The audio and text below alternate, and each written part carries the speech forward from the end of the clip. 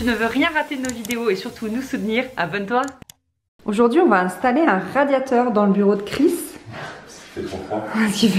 On a vraiment froid en ce moment. C'est sympa ça, t'as ça pour tous les radiateurs quand t'en poses? Alors sur les radiateurs haut de gamme. Haut de gamme, d'accord.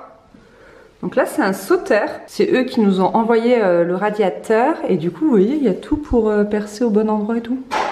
Bon, Chris a l'habitude de poser des radiateurs un peu tout le temps. Du coup, le modèle est ici. On l'a choisi en blanc, en 1500 watts, c'est ça? C'est ça, ouais. Adapté à la pièce, en fait, tout simplement. Et avec un récepteur à installer qui permet de le commander depuis votre téléphone. Et c'était vraiment ce qui nous intéressait avec une application. Parce que c'est une pièce où il va pas être tout le temps. Et du coup, l'idée, c'est que l'hiver, quand il veut venir travailler, une heure avant, par exemple, il enclenche le radiateur. Et comme ça, quand il arrive, la pièce est chaude. La pièce est chaude. Donc c'est trop bien. Des heures et des heures et des heures et des jours et des jours. C'est ça. Alors qu'on n'est pas au bureau. Exactement. Donc ça va être trop bien. Du coup, le Strelidia, il sera là, je pense, l'été. Puis on le déplacera quand il y aura le chauffage, en fait. C'est pas dérangeant. De toute façon, chez nous, les plantes, elles changent de pièce tout le temps. Voilà, je vous filme pas plus son bureau parce que ça n'a pas... Enfin, si, je peux vous montrer, mais ça n'a pas des masses avancées. Et surtout, c'est le bazar. On a un nouveau fauteuil. Ça, on lui a changé, c'est cool. Mais du coup, on n'a pas encore terminé de ranger, d'aménager. Vous savez, ici, on voulait faire tout un complexe d'étagères et tout. Mais c'est encore en réflexion, quoi.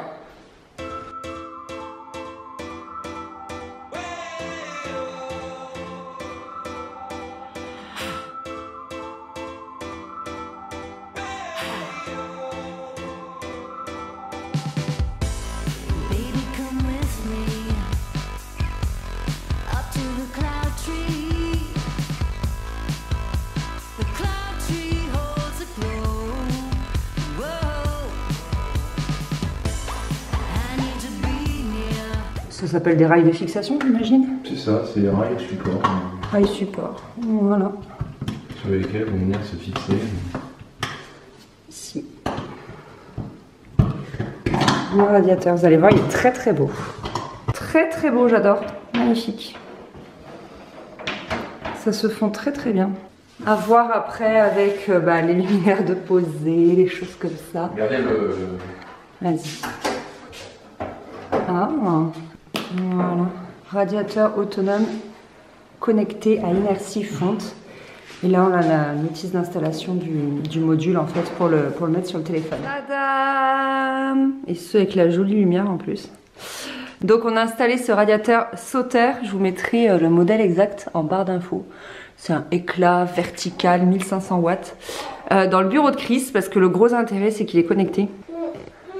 En effet. Tout à fait, Jamy. Il est connecté à notre smartphone pour pouvoir le piloter à distance. C'est génial. Étant donné que je suis de manière très intermittente dans mon bureau et jamais à des heures précises, du coup, quand je sais que je vais dans mon bureau, je l'allume une heure avant, de manière à ce qu'il fasse une bonne température quand je vais faire du bureau. Et ça permet de faire des économies d'énergie, étant donné que le reste du temps, il est en température de confort, donc assez basse, à 15 degrés, histoire juste de maintenir la pièce à 15 degrés si jamais elle a tendance à descendre plus bas. Voilà. Et du coup, il y a une télécommande. Du coup, vous avez ici en fait un petit affichage qui vous permet de le régler en local. Donc là, on est dans la pièce, elle est réglée en basique à 19 degrés. Voilà. Ici, vous avez la petite fonction lumière qui permet d'allumer ou d'éteindre la lumière ou de baisser sa luminosité aussi. Cette lumière, elle est bien parce que du coup, quand le chauffage est positionné dans une chambre, ça va lui permettre en fait de s'allumer par le biais d'un détecteur et de faire un petit système de veilleuse. Genre, on a envie d'aller aux toilettes subitement en pleine nuit, on ne sait pas où est l'interrupteur, on sort du lit, hop, bam, lumière. Et la lumière s'allume. Ah. Bon, c'est des petits plus qui rendent le produit un peu sympa, quoi. Mais en tout cas, on se faisait la réflexion que la chaleur ici, elle est vraiment très agréable. Genre, il fait que 19. Moi j'ai beaucoup plus chaud en fait, enfin j'ai l'impression qu'il fait 20. C'est une chaleur douce en fait, c'est une chaleur enveloppante, c'est une chaleur ça n'a rien à voir. Qui est très agréable. Parce que la pièce est quand même grande. En effet, 17 mètres carrés. Ouais, donc... c'est un bureau sympa. Je vous montre un petit peu comment ça se passe dans l'application. Bon, du coup, moi, l'application, c'est sous le nom Atlantique parce que j'ai d'autres produits Atlantique à la maison. Et là, du coup, vous voyez tout ce qu'on a, en fait. Il y a nos clims, en fait, du deuxième étage, là où on vit actuellement. Donc, du coup, ça me permet... bon, j'ai aussi une clim dans le bureau pour faire du froid l'été. Mais j'aime pas la sensation de chaleur d'une clim. Donc, je préfère avoir un chauffage dans mon bureau. Parce que ce qu'on disait tout à l'heure, la chaleur est plus enveloppante. Ah ouais, ça a un arbre. Et du coup, bah, avec ce chauffage, en fait, je peux, enfin, avec l'application Cozy Touch d'Atlantique et de Sauter, on peut tout faire. On peut éteindre, mettre les programmes, le mettre en auto, baisser la température, monter la température à distance. Et ça nous dit, ça nous dit tout, quoi. Ça nous dit, voilà. J'aime bien parce que ça te dit la température qu'il fait dans la pièce et la température que tu as demandé. On peut l'éteindre de manière très intuitive. Ok, voilà. Et ça vous dit... hop. Une autre chose un peu sympa aussi dans cette application, quand c'est connecté, c'est qu'on peut voir nos relevés de consommation.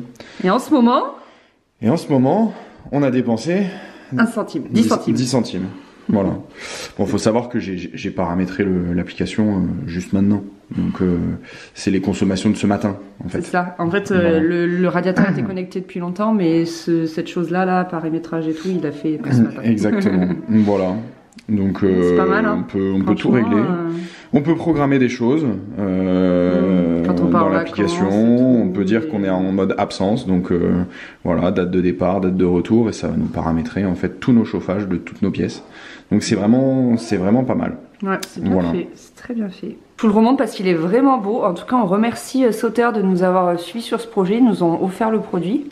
Et on est vraiment très contents. Il est déjà très beau, faut le dire quand même. Et puis surtout très efficace. Waouh, j'adore. Magnifique. Tant qu'on est dans le bureau, ça n'a pas avancé ici en fait. C'est en stand-by quoi. C'est carrément. Il y en a un peu de partout. Après c'est normal, comme il disait, c'est un bureau où il vient, il fait ce qu'il a à faire et il repart. Il y passe pas des heures et des heures et des heures et du coup voilà, le rangement c'est un peu laissé à l'abandon. Donc nous on va changer de place quelques meubles, on va essayer de faire un petit peu d'optimisation avant de trouver the meuble qu'on mettra ici. En fait on n'arrête pas de réfléchir, on trouve pas. Il y a un projet qui est bien dessiné.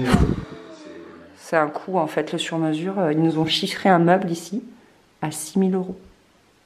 Franchement, c'est dit, c'est pas possible. Enfin, c'est-à-dire de 6 000 €. Donc du coup, ça va rester comme ça. Ici, on va mettre des panneaux de bois. Je vous en parlerai plus tard. Ça va être trop beau pour avoir une très bonne acoustique, mais aussi une touche d'écho. Là, il y a Mathis.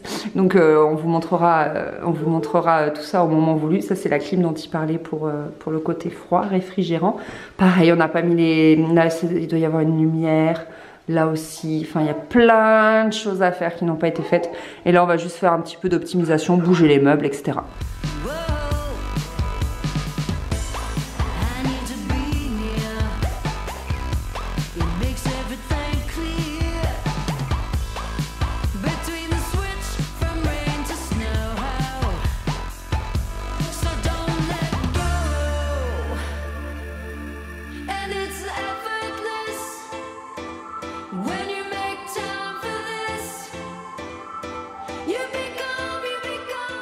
On est pas mal du tout. On a un Chris au sol, un Chris à terre. Donc on a basculé l'imprimante comme ça, il l'a plus derrière lui. Elle était là, c'était pénible. C'est plus facile. On a mis la plante ici, elle est un peu en PLS, je vous le cache pas. Mais on l'a mise loin surtout du radiateur. Et puis là on a mis un petit meuble où Chris va pouvoir, j'ai pas tout compris, mettre tous tes appareils, c'est ça? En fait, de domotique. Ça. Il a fait un trou là pour avoir les prises RJ et tout. Et là, ça va être nos papiers perso. Voilà, écoutez, pour le moment, c'est très bien. Jeudi 12 janvier, il est midi. Aujourd'hui, avec la maçon, on a discuté pierre. En fait, il a décrouté. Vous voyez, là, il reste encore un petit bout. Alors, ça fait longtemps, du coup, qu'on se renseigne sur les pierres, sur comment travailler tout ça. Il y a beaucoup d'humidité dans la maison, je vous l'ai déjà dit, on cherche à l'assainir. Et effectivement, si vous voulez, ce qui est très mauvais, c'est de la pierre comme ça, c'est de mettre du ciment dessus parce que ça étouffe la pierre. Et du coup, elle est bouffée par l'humidité et c'est exactement le cas. On a de gros soucis, je vous l'ai déjà dit. Par exemple, on avait l'escalier qui tombait en miettes, c'est pour ça qu'on l'a enlevé. Donc vous voyez, là c'est tout ce qu'il est en train de casser. Il avait une couche énorme de ciment. Et c'est ce qui fait que ça bouffait la pierre et que ça faisait beaucoup d'humidité. Là, derrière, il nous a dit que c'était trempé. Là, avec le soleil, ça commence à sécher, donc c'est bien. C'est bien qu'il fasse ça maintenant. Et nous, ce qu'on va essayer de faire, c'est du coup de refaire un enduit à la chaux, assez propre, pour ensuite mettre notre placo. Voilà, ne surtout pas mettre de ciment parce que comme je vous disais, ça étouffe et bouffe la pierre. Et notamment, donc là, vous voyez, les appuis de fenêtre, c'est du pare-feuille. On le voit mieux là-bas. Ah, vous voyez, là, il a tout décrouté et tout. Et, enfin, c'était trempé. C'était trempé. Voilà, vous voyez, c'est des pare-feuilles. Et là, il les a enlevés. Et en fait, on voit qu'ils ont gratté la pierre. Je ne sais pas si vous voyez là, pour mettre une couche énorme de ciment et les pare-feuilles. Et c'est ce qui fait que ça a bouffé la pierre. Donc voilà, on a beaucoup discuté de ça. On attend le retour du tailleur de pierre parce qu'on va faire des greffes. Je ne sais pas si vous voyez. Donc ça, c'est le tour de notre porte. Donc là, c'est très beau, c'est très beau, c'est très beau, c'est très beau. Et là, vous voyez, c'est dévoré en fait. Ça tombe en miettes. Et du coup, bah, on va faire des greffes de pierre, ça s'appelle. Alors moi, je ne connaissais pas trop. Mais du coup, vous voyez, hop, ils ont fait des croix avec le tailleur de pierre. Et donc, on va gratter tout ça. Pour ensuite mettre une nouvelle pierre et ça fera du ni vu ni connu, ce sera tout propre comme ici. Voilà, mais il y a beaucoup d'endroits où c'est bouffé. Vous voyez là l'encadrement de cette fenêtre. Voilà, regardez dans quel état c'est.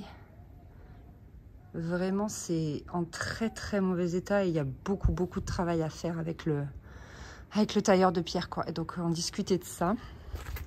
Et c'est le cas aussi avec l'arrondi que moi j'adore. Mais en fait, il va falloir aussi faire de la greffe de partout. Parce que, vous voyez, hop. En fait, elle est bouffée. Là c'est tout creux parce que la pierre est bouffée. Là aussi, c'est bouffé. Il va falloir le retravailler. Ici aussi, c'est dans un très sale état. Voilà, très sale état. Où est-ce que ça là aussi? Vous voyez, hop. Voilà, c'est le gros souci qu'on a partout dans la maison. J'ai encore eu un commentaire désagréable hier, comme quoi on dénaturait la maison, mais désolé, mais venez avec mon maçon, venez avec le tailleur de pierre et venez voir dans quel état c'est en fait. Moi, je vis pas dans une maison aussi malsaine, quoi. Donc voilà, donc il va falloir faire des greffes un peu partout et franchement, il y a du boulot. J'avoue que j'avais pas vu à quel point, j'avais pas mesuré l'ampleur du truc, quoi. Mais voilà, il y a du travail là-dessus. Donc c'est le gros sujet, c'est le gros sujet du moment. Comment traiter la pierre, la valoriser et vraiment l'assainir. Il enlève la benne. Ouais.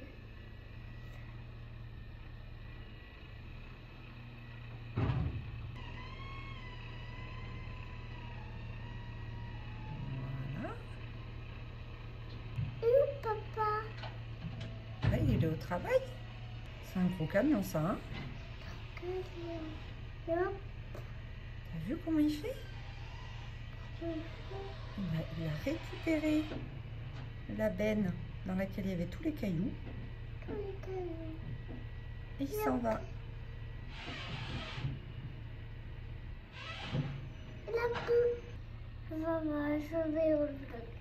Il s'en va. Au revoir. Oh, ça gagne.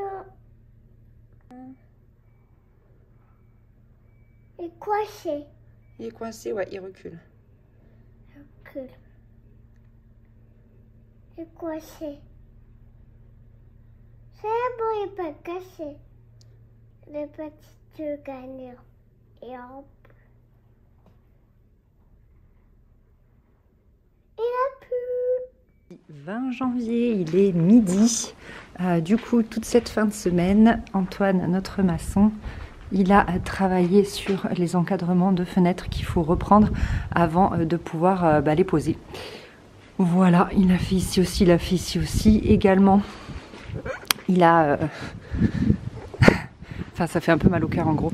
Il a coupé, vous voyez, les encadrements des fenêtres là. Parce que tout ça, c'était abîmé. Donc tout ça, on va faire de la greffe de pierre. Comme vous pouvez le voir, là, il ne l'a pas encore fait. Là non plus. Et là, si, il l'a fait. Et là aussi. Voilà, honnêtement, je trouve que ça fait mal au cœur. Mais c'est pour voilà, faire de la greffe de pierre. On attend des nouvelles du tailleur de pierre qui se fait longuement attendre. On a hâte d'avoir des nouvelles. Du coup, il a également dénudé tous les murs. Ça, vous l'aviez vu, parce que c'était tout tendu, je vous l'ai déjà expliqué. Et surtout, truc de malade. Regardez! Il a commencé à casser l'escalier en colimaçon. En fait, la semaine dernière, il avait coulé une dalle pour solidifier la partie haute de l'escalier en colimaçon qu'on garde, puisque c'est le seul escalier qui dessert le 2e étage. Et voilà, il a commencé à casser donc qui disque en fait les marches, parce qu'on s'est rendu compte que les marches étaient visibles du côté arrondi. Je vais vous montrer. Et voilà, il a commencé à en faire tomber certaines. Il n'a pas terminé, mais c'est complètement fou. L'espace que ça fait, ça va faire vraiment un très beau placard pour ranger nos vêtements, nos manteaux. Ça va être complètement fou. Je vous montre côté arrondi. C'est dingue parce que c'est vraiment lui qui me l'a montré. Vous voyez, on les voit exactement là, les marches. C'est ouf. C'est ouf, je m'en étais pas du tout rendu compte. En fait, voilà, elle s'était intégrée dans le mur. Complètement dingue. J'adore ce genre de découverte. Vous voyez, là, on voit une marche et là, une autre. Voilà, donc pour le moment, vu de l'intérieur du placard, ça donne pas grand-chose. En fait, ici, vous savez, on va incruster les meubles de la cuisine. Et après, ici, ce sera un placard à manteau, à chaussures, etc. Comme il est pile à l'entrée, ce sera juste parfait.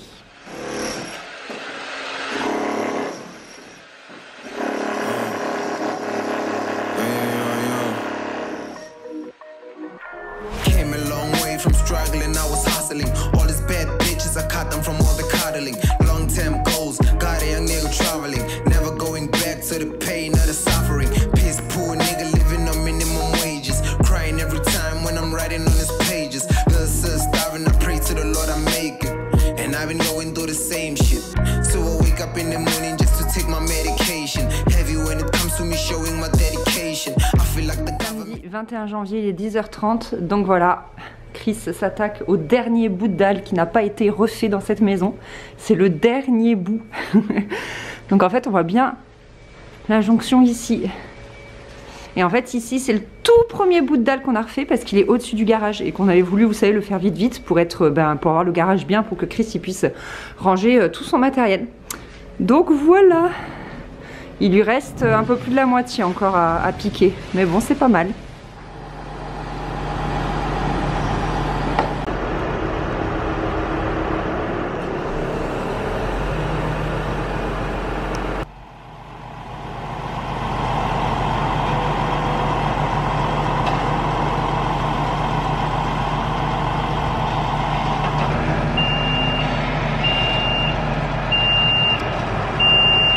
On est mercredi, vous avez vu ce matin, on a agrandi la cour des matériaux.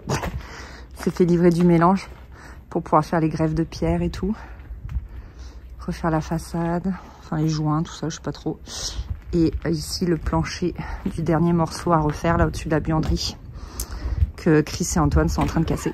Et les poutrelles ici également pour le plancher et des cairons. Ah oui, des cairons pour derrière la cuisine. Vous verrez, c'est pour remonter le petit bout de mur. Aujourd'hui, ça charbonne dur à la maison. Il y a Antoine qui évacue, comme vous pouvez le voir. Et il y a Chris qui est en train de finir de casser la dalle au-dessus de la buanderie. Notre future salle de bain.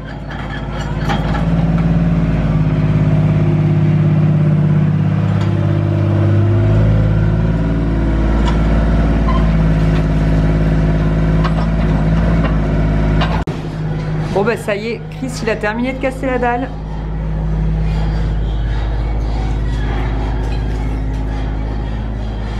Là il va devoir bricoler quelque chose pour qu'on puisse passer parce que ça va être dangereux cette histoire.